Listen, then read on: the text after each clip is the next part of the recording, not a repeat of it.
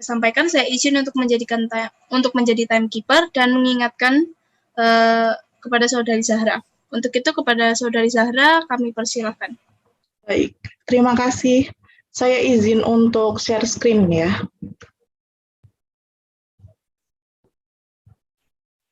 Sebentar. Apakah sudah muncul? Ya, sudah. Sudah. Baik, terima kasih. Assalamualaikum warahmatullahi wabarakatuh. Langsung saja ke materi kelima. Karena ini materi terakhir, jadi saya harapkan untuk teman-teman tetap fokus. Baik, terima kasih. Konsepsi hukum acara peradilan tata usaha negara jika tidak puas akan kebijakan pemerintah. Kenapa dari judul saya menekankan konsepsi? Karena pada dasarnya dalam peradilan tata usaha negara itu berbeda dengan peradilan perdata pada umumnya. Lalu apa sih pembedanya? Maka pembedanya akan saya jelaskan di materi saya hari ini. Langsung saja. Untuk landasan hukumnya di tata usaha negara menggunakan Undang-Undang Nomor 5 Tahun 86 tentang Peradilan Tata Usaha Negara, Undang-Undang Nomor 9 Tahun 2004 tentang perubahan atas Undang-Undang Nomor 5 Tahun 86, dan yang ketiga menggunakan Undang-Undang Nomor 51 Tahun 2009 tentang perubahan kedua atas Undang-Undang Nomor 5 Tahun 86. Nah, lalu apa saja yang apakah terlihat slide-nya? Lalu yang akan saya bahas di materi saya di sini adalah tentang karakteristik hukum acara peradilan dan kompetensi kekuasaannya, apa saja kekuasaan peradilan, lalu sengketa tata usaha negara. Apa sih pengertian dari sengketa tata usaha negara itu? Apa sih bedanya sengketa tata usaha negara itu? Lalu dan saya akan menjelaskan bagaimana penyelesaiannya atas sengketa tata usaha negara, karena tadi di awal sudah saya tekankan bahwa peradilan tata usaha negara ini berbeda. Jadi letak bedanya nanti ada terlihat akan saya jelaskan secara jelas di penyelesaian sengketanya.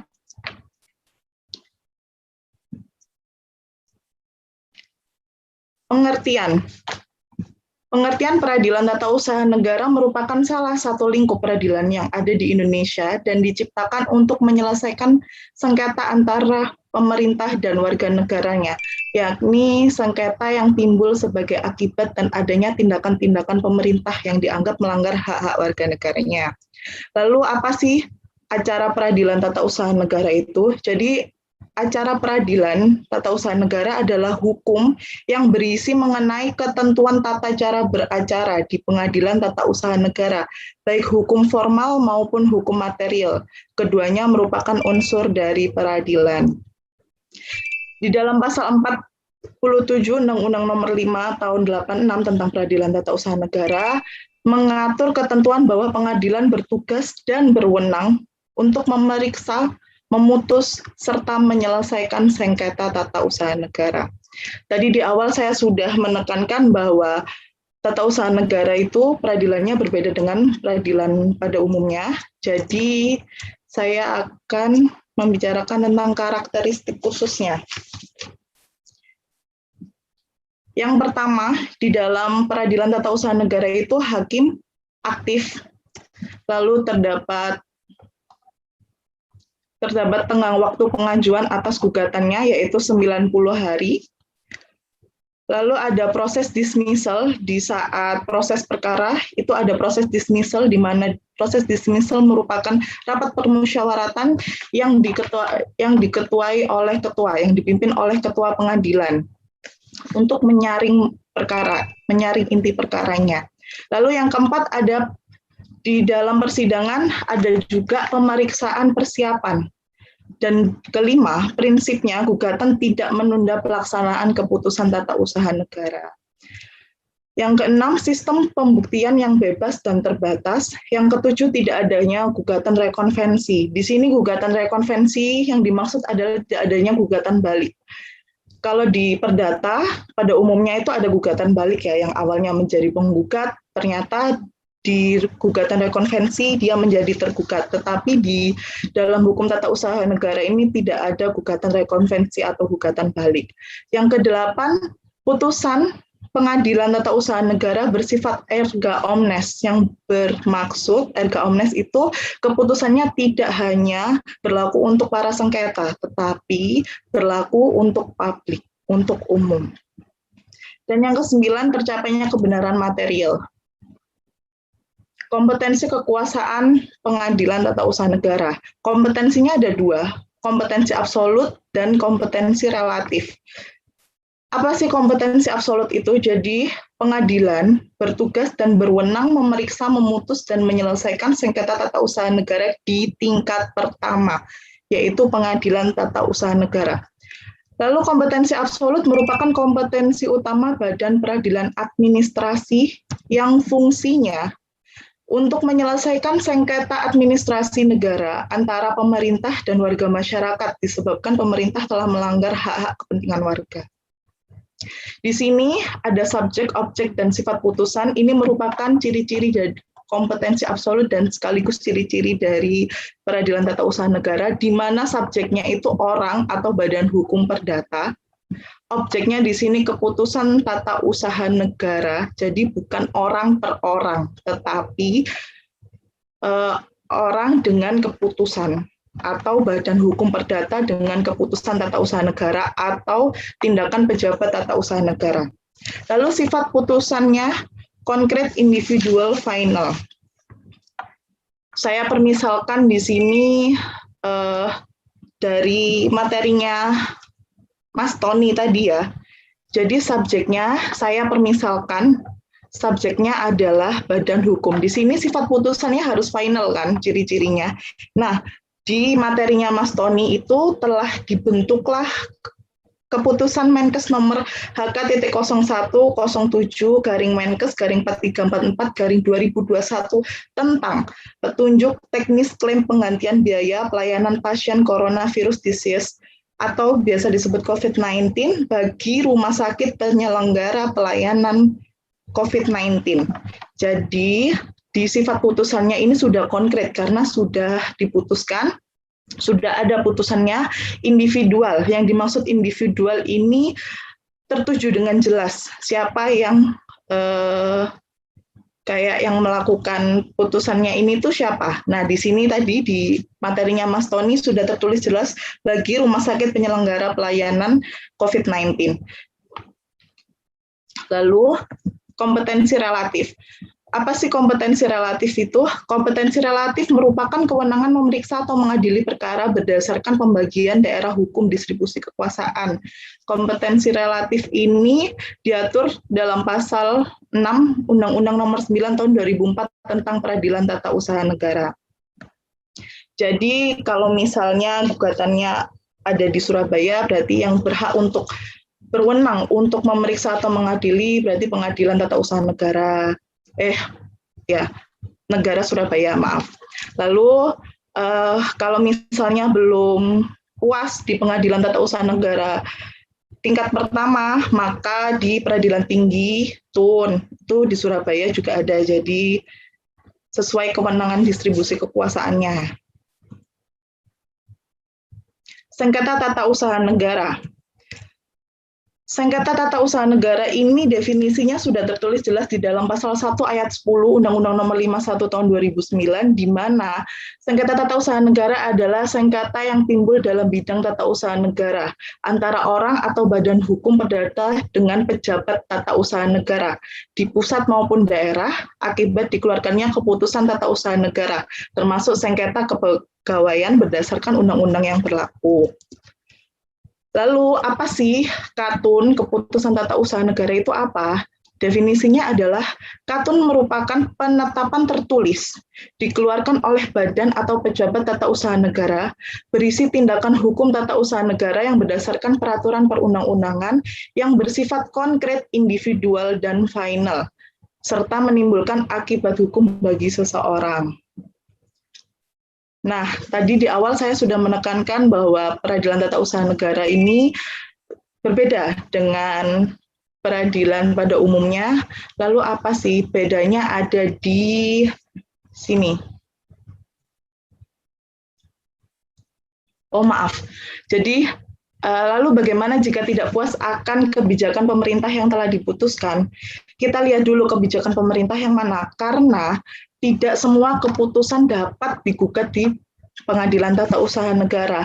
Ini saya lampirkan katun-katun yang dikecualikan ya. Dalam pasal 2 ini ada katun hukum perdata yang bersifat umum, masih memerlukan persetujuan, bersifat pidana, dasar hasil, lalu ada di pasal 49 ini. Dan penyelesaian sengketanya yang membedakan. Kepada Saudari Zahra, untuk waktu penyampaian tinggal 5 menit ya. Terima kasih. Ya, terima kasih. Yang membedakan adalah sebelum ke pengadilan tun harus ada upaya administratif, di mana dengan pengajuan keberatan lalu dengan banding administratif. Barulah boleh gugatan melalui pengadilan tun. Nah, ini alur penyelesaian kulit keluarnya ya. Jadi keputusan Tata Usaha Negara bikin gugatan karena nggak setuju, bikin gugatan ke pengadilan tun, tetapi harus diawali dengan keberatan. Pengajuan keberatan yang dilakukan pembuat keputusan. Jadi yang membuat gugatan ini yang penggugat, lalu yang berhak mengajukan keberatan adalah pejabat si pembuat keputusan. Kalau sudah ada di pengadilan tun, tidak puas bisa banding ke Pengadilan Tinggi Tata Usaha Negara, dan kalau masih belum puas bisa kasasi ke Mahkamah Agung dan peninjauan kembali. Gugatan apa sih gugatan itu? Jadi gugatan merupakan permohonan secara tertulis dari seseorang atau badan hukum perdata yang merasa kepentingannya dirugikan oleh suatu keputusan tata usaha negara, yang ditujukan kepada pengadilan di lingkungan peradilan tata usaha negara yang berisi tuntutan agar keputusan tata usaha negara tersebut dinyatakan batal atau tidak sah dengan atau tanpa disertai tuntutan ganti rugi dan atau rehabilitasi. Dengan tenggang waktu adalah 90 hari sejak dikeluarkannya putusan itu, surat keputusan tata usaha negara tersebut. Aspek pengujian oleh hakim ada aspek kewenangan, substansi materi, aspek prosedural, ditambah dengan memperhatikan AAUPB-nya. Jadi ada asas-asas umum pemerintahan yang baik di proses persiapan dan pembentukan keputusan, ada di yang berkaitan dengan pertimbangan serta susunan keputusan, lalu berkaitan dengan isi keputusan, itu ada asas-asas yang melandasinya. Lalu alat bukti yang digunakan oleh hakim adalah alat bukti surat keterangan ahli, saksi, para pihak, serta pengetahuan hakim, karena di tata usaha negara hakim aktif ya.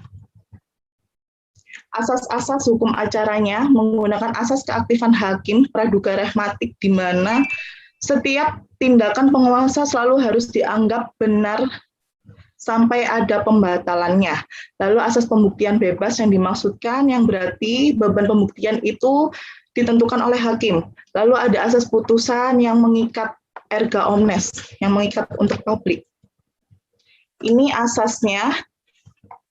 AAUPB yang sebagai alasan gugatannya ada kepastian hukum, asas tertib penyelenggara negara, kepentingan umum, keterbukaan, profesionalitas dan akuntabilitas. Syarat pengajuan gugatannya harus adanya base checking keputusan. Yang di sini base checking katun ya, berarti adanya kepentingan hak yang dilanggar. Lalu adanya alasan kuat penggugat. Penggugat harus subjek hukum yang berhak, jadi yang merasa dirugikan itu baru boleh menggugat. Memenuhi limitasi tenggang waktu, tadi limitasinya 90 hari. Dan di katun boleh diwakilkan oleh beberapa orang kuasa menggunakan surat kuasa khusus. Di pasal 57 ayat 1 ini, para pihak yang bersengketa masing-masing dapat didampingi atau diwakili oleh seorang atau beberapa orang kuasa. Lalu pasal 56, apabila gugatan dibuat dan ditandatangani oleh seorang kuasa penggugat, maka gugatan harus disertai surat kuasa yang sah. Dan pemberian kuasa dapat dilakukan dengan surat kuasa khusus atau dapat dilakukan secara lisan di persidangan. Nah, ini yang terakhir ya.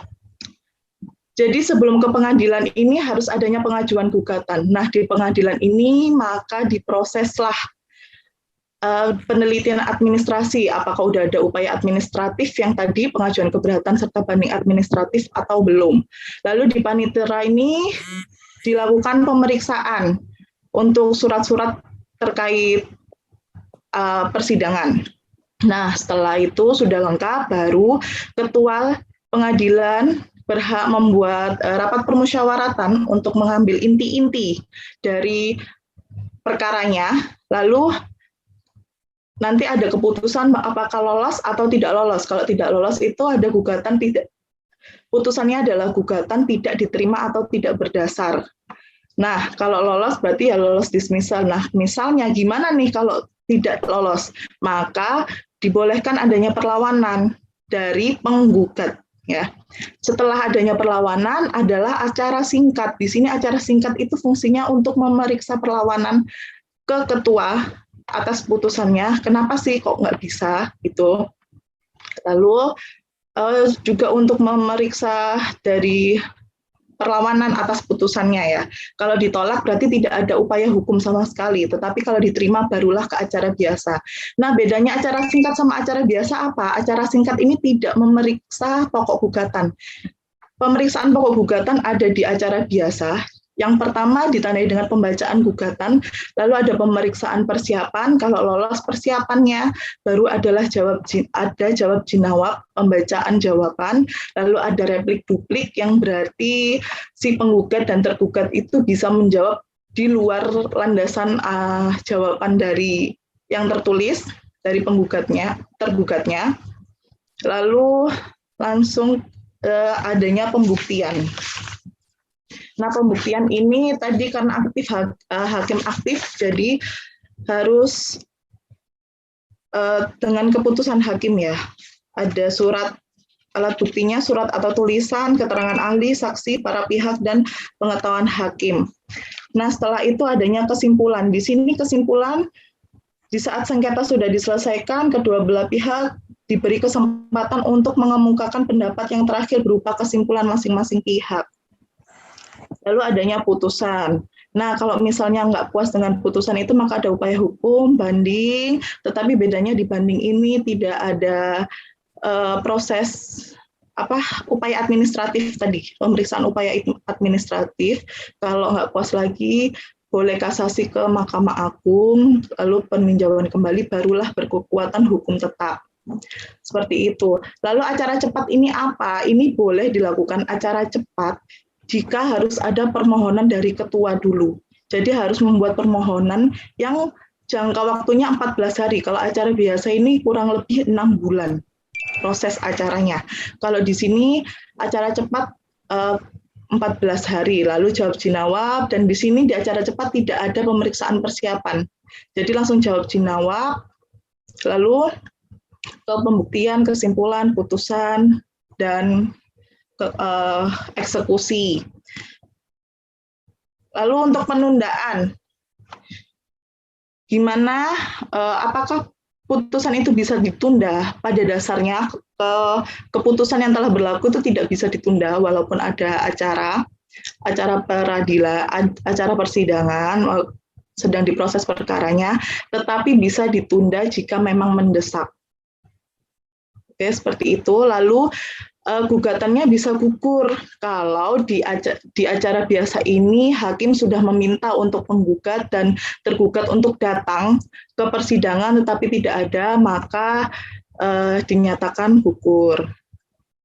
Lalu pencabutan gugatan ini juga bisa dilakukan oleh penggugat asal tergugat belum menjawab. Tetapi kalau jika sudah tergugat sudah melakukan jawabannya tapi mau dicabut gugatannya, itu juga bisa, tapi atas dasar dari tergugat, jadi atas persetujuan tergugat juga. Seperti itu. Intervensi ini adanya pemanggilan pihak ketiga ya untuk jawab jinawabnya, tapi itu tergantung dari hakimnya sih. Kalau memang menurut hakim perlu diadakan intervensi, maka akan dipanggil pihak ketiganya. Seperti itu. Sekian dari saya, terima kasih. Wassalamualaikum warahmatullahi wabarakatuh.